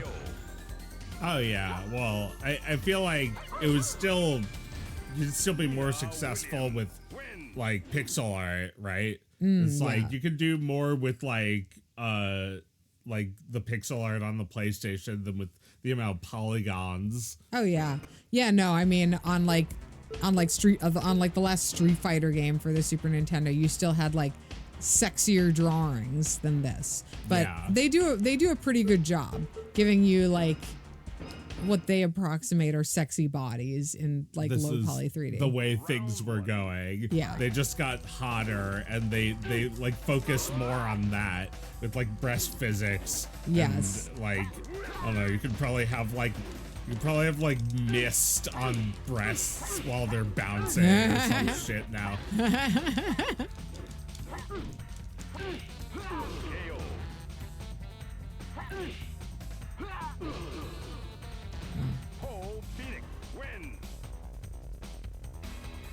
When you get their last name in that narrator voice, it's a little weird.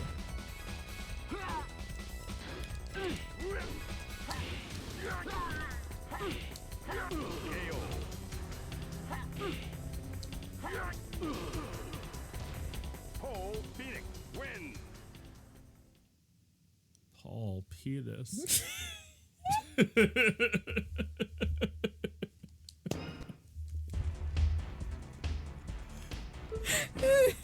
Yeah. Oh my god, it's 11 o'clock. Or Oh wow. sorry. I was gonna say I don't remember any of these characters. I just remember King and what's the guy with the hair? He's Tekken, right? Yeah, the guy with the hair is Tekken. Was I just him, or is that somebody I don't know. else? Let's find Tekken and then we'll call it a night. All right, who haven't we been yet? I haven't been Yoshimitsu yet. What are you gonna? Oh, you're all right.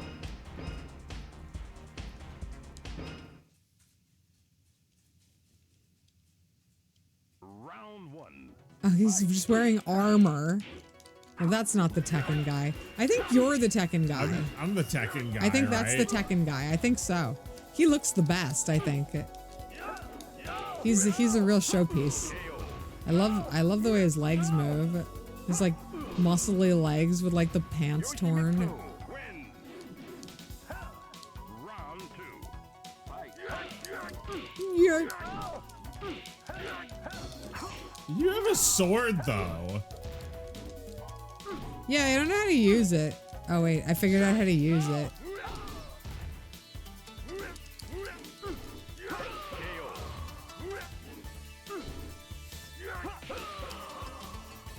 All right, now I'm starting to think this game is more fun to play than Air Guys or whatever.